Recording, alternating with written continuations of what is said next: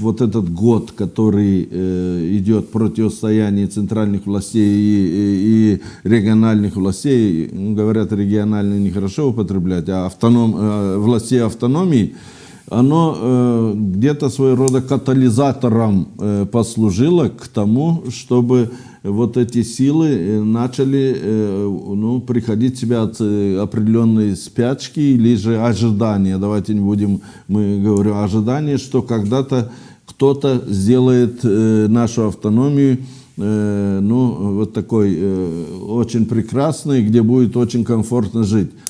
Люди немного сейчас поняли, что вот такое ожидание даже при поступлении в Евросоюз, такое же ожидание было у наших братьев румын и братьев болгар.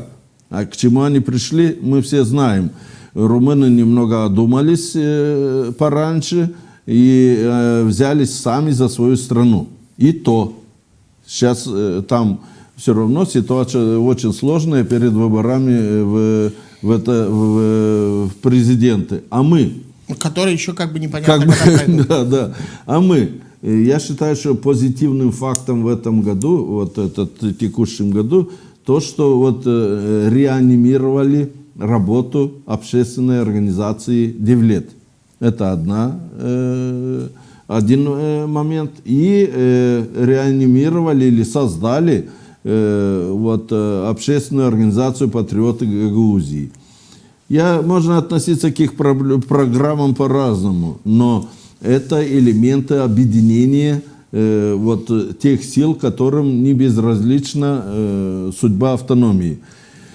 Я все равно хотел бы, чтобы эти, может быть и другие будут, но вот эти две общественные организации конкурировали жестко. И то, что они